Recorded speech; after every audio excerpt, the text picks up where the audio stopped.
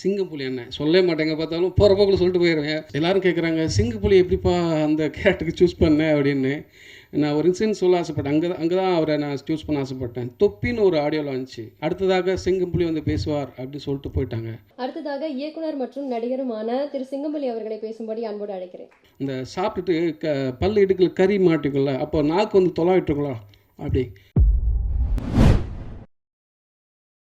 Media நண்பர்கள் எல்லாருக்கும் என்னோடய தாழ்மையான வணக்கங்கள். இந்த படம் இவ்வளோ வெற்றி அடைஞ்சிருக்குன்னா எல்லா டைரக்டரும் சொல்கிற மாதிரி தான், அதுக்கு நீங்கள் மட்டும்தான் காரணம். அது உண்மையும் கூட. சின்ன சின்ன யூடியூப் சேனல், அதில் கூட என் படத்தை ரிவ்யூ பற்றி போட்டு எமோஷனலாக கனெக்ட் ஆகி வாய் வழியாக படத்தை பாருன்னு சொன்னவங்க, வாட்ஸ்அப் ஸ்டேட்டஸ் வச்சவங்க, இன்ஸ்டா பண்ணுவங்க, ஃபேஸ்புக்கில் போட்டவங்க, ட்விட் பண்ணுவங்க, பத்திரிகையாளர்கள் எழுதுவாங்க. அவ்வளோ இது வரைக்கும் ஒரு நாளைக்கு மினிமம் 1000 கால் வரும். எனக்கு கால் அட்டன் பண்ணுறது தான் 4 நாள் வேலையாக இருந்துச்சு. அவ்வளோ அவ்வளோ வாழ்த்து மழைகள். இதுக்கு தானே ஆசைப்பட்டேன் பாலகுமாரங்கிற மாதிரி ரொம்ப சந்தோஷமாக இருக்குது. அத்தனை நல் உள்ளங்களுக்கும் என்னோட நெஞ்சார்ந்த நன்றிகள். படம் சார்ந்த டிஃப்ரெண்ட் ஒப்பீனியன் சில பேருக்கு இருந்தது. அவங்களோட ஒப்பீனியனை நான் மதிக்கிறேன். அதில் அவங்க சொன்ன கரெக்ஷன்ஸ் எனக்கு சரின்னு பட்டதை நான் எடுத்துக்கிறேன். ஏன்னா சில பேருக்கு நான் படிக்கும்போது டிஃப்ரெண்ட் ஒப்பீனியன் இருந்தது. அந்த ஒப்பீனியன் மேலே நான் மரியாதை செலுத்துகிறேன், ரெஸ்பெக்ட் தம். அதில் எனக்கு அவங்க சொன்னதில் சரி அப்படிங்கிறத நான் அக்செப்ட் பண்ணிக்கிறேன். அதை நான் அடுத்த படங்களை சரி பண்ணிக்கிறேன். ஸோ உங்களுக்கு முதற்க நன்றி. போன முறை சொல்லும்போது என் அசிஸ்டன்ட் டைரக்டர் பேர் சொல்லும்போது சுரேஷ் விட்டேன். அருவாயிரத்து வந்துட்டாப்புல, என் பேர் நீ எப்படி விடலாம் அப்படின்னு. அதனால் சுரேஷுக்கு மட்டும் நன்றி. மீது எல்லாருக்கும் போன முறை சொல்லிவிட்டேன், அட்ஜஸ்ட் பண்ணிக்கோங்க. என்னோட சேதண்ணா, ஆர்டிஸ்ட் சேதண்ணா, அனுராக் சார், நட்டி சார், தாஸ் அண்ணன், மம்தா மேம், அபிராம் மேம், சிங்கப்புலி அண்ணன் சொல்லவே மாட்டேங்க, பார்த்தாலும் போகிற போக்கில் சொல்லிட்டு போயிடுவேன், கெஸ் பண்ணிடுவாங்கன்னு சொல்லிட்டு. சிங்கப்புலி அண்ணன், கல்கி, சாச்சனா, லிசி ஆண்டனி, மணிகண்டன், எல்லாருக்கும் என்னோட இன்னும் ஏதாவது 1-2 விட்டு இருந்தால் மன்னிச்சுக்கோங்க. வினோத் அண்ணன், சைனா டி வினோத் அண்ணன், எல்லாருக்கும் என்னோட நன்றிகள். Technician team, Philo, TKP, Aju, art director Selvakumar sir, முக்கியமாக எங்கள் இபி குமார் அண்ணன், எல்லாருக்கும். இன்னும் டிசைன் பண்ணவர் ராஜா கிருஷ்ணன், தண்டோரா டிசைனர், சவுண்ட் சைட் பண்ண ஒலி, சிஜி பண்ண ப்ரெசன்ட் பிக்சல், பேர் என்ன மறந்து போச்சு, பிக்சல் லைட், சாரி. இன்னும் இருக்கிற எல்லா டெக்னீஷியன் டீமுக்கும் என்னோட நெஞ்சார்ந்த நன்றிகள். சேதனை பற்றி நிறையா சொல்லியிருக்கேன். ஒரு இன்சிடென்ட் மட்டும் சொல்ல ஆசைப்பட்றேன்.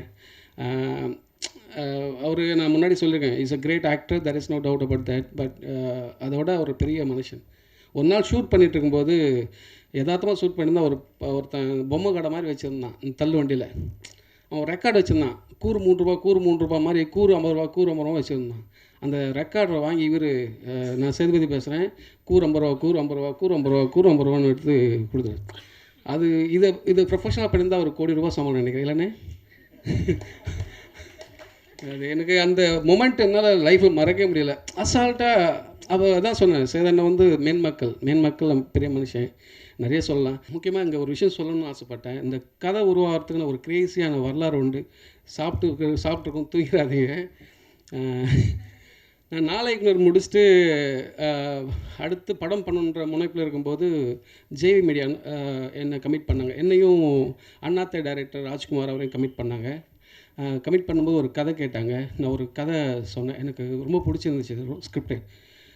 ஃபஸ்ட் டைம் என்னை கூப்பிட்டு அவங்க தான் டைட்டில் பண்ணாங்க தான். ஸோ கதை சொன்னோடனே இப்படி பார்த்தாரு, ஐயோ இதெல்லாம் எப்படி எங்கள் படம் பண்ணுறது, பைத்தியக்காரா அப்படின்னாரு அவர். இல்லைன்னு ஒர்க் ஆகணும். சரி ஜேவி சார்கிட்ட கூப்பிட்டு போனாங்க. ஜேவி சார்கிட்ட கதை சொன்னேன், நீ நல்லா இருக்கடா அப்படின்னு. நல்லா இருக்கடா பண்ணலான்னு சொல்லிட்டு அவர் அப்புறம் அனுப்பிச்சிட்டாரு. அப்புறம் கூட இருந்தவங்க என்ன சொன்னாங்கன்னு தெரியல, மனுஷனுக்கு ஒரு மாதிரி கூப்பிட்டுக்கிட்டே நிற்கல, அது வேணாண்டா, எல்லோரும் ஒரு மாதிரியாக சொல்கிறாங்க, எனக்கு ஒரு மாதிரியாக இருக்குது, வேறு பண்ணலாம் வாடா அப்படின்னாரு. இல்லைண்ணே இது ஒர்க் ஆகணும் அப்படின்னு சொல்லிட்டு நான் அமைதியாக இருந்தேன். அப்படி காலங்கள் தள்ளி போயிடுச்சு. அப்புறம் சாந்தனு பாக்யராஜ் சார் பையன், அவர்கிட்ட போய் சொன்னேன். அவருக்கு ரொம்ப பிடிச்சிருந்துச்சு இந்த ஸ்கிரிப்டு. அவர் நிறைய ப்ரொடியூசர்கிட்ட கூப்பிட்டு போனார். பாக்யராஜ் சாரையும் கேட்டார், அவருக்கும் கதை கேட்டார், அவருக்கும் ரொம்ப பிடிச்சிருந்துச்சு. அப்புறம் நிறைய ப்ரொடியூசர்கிட்ட கூப்பிட்டு போனார். அப்புறம் ஒரு சமயத்தில் எல்லோரும் போன பந்தல் அடித்த மாதிரி திரும்பி வந்துகிட்டே இருந்தேன். ஒரு மாதிரி டயர்டாகி விட்டுட்டு அதுக்கப்புறம் வேகமாக இன்னொரு ஸ்கிரிப்ட் எழுதுனா, அந்த வேகமாக எழுதின 1 இயரில் எழுதின ஸ்கிரிப்ட் தான் குரங்கு பொம்மை. அது முடித்து ஓரளவுக்கு மரியாதையான பேர் கிடச்சிது. அடுத்து படம் பண்ணலாம் அப்படின்னும்போது சுதன் சார் அட்வான்ஸ் கொடுத்தாரு. அப்படியே அந்த கதை பழைய கதை தூசு தட்டி சொல்லலான்னா மறுபடியும் இவரு தட்டி விட்டாங்கன்னா என்ன பண்ணுறதுன்னு சொல்லி அந்த கதையில் இருக்கிற அந்த ப்ரமைஸ் மட்டும் ஜஸ்ட் ஒரு ப்ரமைஸ் அந்த க்ரன்ச் மட்டும் தனியாக எடுத்துகிட்டு வச்சுட்டு இதெல்லாம் தள்ளி போட்டுட்டு அதை வச்சுட்டு புதுசாக ஒரு ஸ்கிரிப்ட் எழுத ஆரம்பித்தேன்.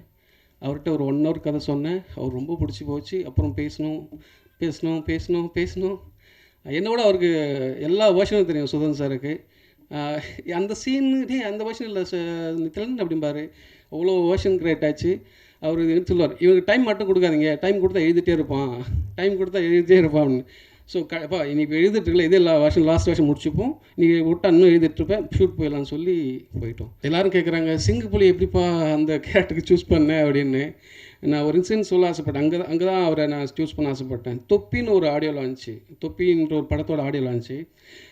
எல்லோரும் பேசிட்டாங்க. அந்த ஆங்கர் வந்து சிங்கம்புலி அண்ணன் கூப்பிட்றாங்க, அடுத்ததாக சிங்கம்புலி வந்து பேசுவார் அப்படி சொல்லிட்டு போயிட்டாங்க.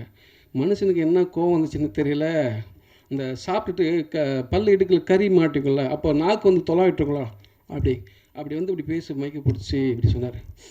என் பேர் சிங்கப்புலி, நான் வந்து அல்டிமேட் அது பேசிட்டேன். அல்டிமேட் சார் அஜித் நடித்த ரெட் படத்தோட டைரக்டர் நான் தான். சூர்யா சாரை வச்சு மாயாவை பண்ணியிருக்கேன். பாலா சார் படங்களை இவ்வளோ பண்ணியிருக்கேன். அவரோட ஹிஸ்ட்ரி ஃபுல்லாக லென்த்தாக சொல்லிவிட்டு என்னை வந்து போகிற போக்கில் சிங்கம்புலி வந்து பேசுவார் அப்படிங்க. ஒருத்தர் மனுஷன் அத்தனை கோவத்தை அடிக்கிட்டு அப்படின்னு இப்படி பேசின அந்த ஆட்டிடியூட் இருக்குல்ல, இட்ஸ் அ ஃபினாமல். கூப்பிட்றான் அந்த ஆள் அப்படின்ற மாதிரி. எனக்கு அவர் வேணும்ண்ணே, என்ன நீ வானே நீங்கள் பண்ணி அழுதுருவேன் அப்படின்ற மாதிரி கூப்பிட்டு கெஞ்சி கூத்தாடி நடிக்க வச்சுட்டேன். பர்ஃபார்மன்ஸ் பார்த்துருப்பீங்க, அவருக்கு சொல்ல வேணும். ஸோ எனக்கு ரொம்ப சந்தோஷமாக இருக்குது. அடுத்ததாக இயக்குனர் மற்றும் நடிகருமான திரு சிங்கம்புலி அவர்களை பேசும்படி அன்போடு அழைக்கிறேன்.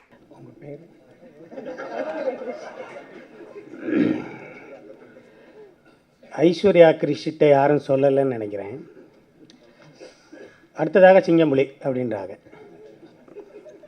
நம்மளும் நீ தெரிஞ்சுக்கங்க, அல்டிமேட் ஸ்டார் அஜித் சாரை வச்சும் ரெட்டுன்னு ஒரு படம், அப்புறம் சூர்யா வச்சு மாயாவின்னு ஒரு படம், அப்புறம் ஏவிஎம் தயாரித்த பேரழகன் படத்துக்கு வசனம் எழுதியிருக்கேன். வெற்றி பெற்ற ரேணி உண்டாங்கிற படத்துக்கு வசனம் எழுதியிருக்கேன். சுந்தர் சார்ட்டை 8 படம் கதை வசனம் எழுதியிருக்கேன். சுந்தர் சார்ட்டை ஒரு 14 படம் அசிஸ்டண்டாக வேலை பார்த்துருக்கேன். பிதாமகன் நான் கடவுள்ன்ற நேஷ்னல் படத்தில் எல்லாம் நான் தான் கோ டைரக்டராக இருந்திருக்கேன். இதுதான் என்னோட சின்ன விளம்பரம். ஏன்னா நானும் சொல்லலைன்னு வச்சுக்க, அடுத்த ஃபங்க்ஷனில் யாரும் சொல்ல மாட்டாங்கல்ல, அதை சொல்லிட வேண்டியதான். இப்போ சில பேர் தன்னை பற்றி சொல்லித்தானே, இப்போ ஒரு கரெக்டாக ஒரு மேடையை பயன்படுத்துகிறார்ல